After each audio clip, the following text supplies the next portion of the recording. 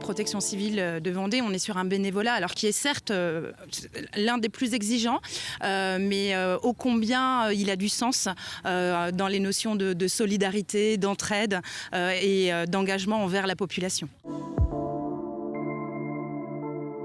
L'idée est de favoriser l'engagement du bénévole avec son employeur, avec des heures de formation, avec le compte engagement citoyen.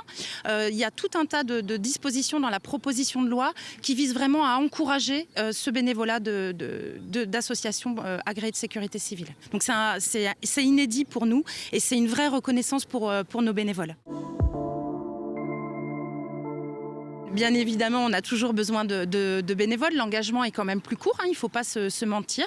Mais pour autant, il n'est pas moins fort. Nos bénévoles sont très engagés, mais sur des durées un peu différentes.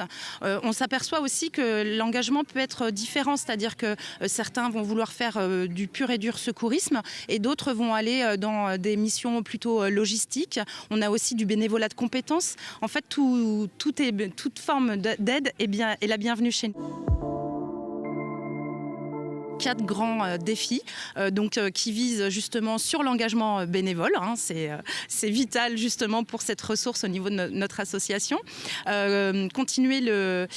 Favoriser le continuum citoyen avec ce parcours de formation que l'on peut proposer dès le plus jeune âge. Continuer à renforcer notre réponse opérationnelle avec le renouvellement de notre parc de véhicules.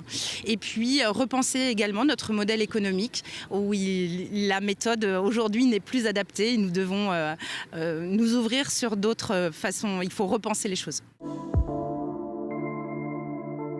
On les prépare sur le fait qu'on va les sursolliciter cette année. On va vivre une année effectivement où on va avoir beaucoup de dispositifs à couvrir. On a les Floralies qui vont sur 10 jours, hein, c'est quand même pas rien comme événement à couvrir.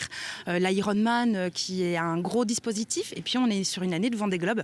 Donc une année 2024 très chargée en nombre de dispositifs à couvrir. Les Jeux Olympiques, là pour le coup, c'est une victoire historique pour la protection civile qui va gérer 20 sites sur 32. C'est vraiment l'occasion de pouvoir réaffirmer notre place de secours à la population pour cet événement-là. Et puis en Vendée, le passage de la flamme olympique et paralympique sont quand même une expérience qu'on vivra qu'une fois dans une vie.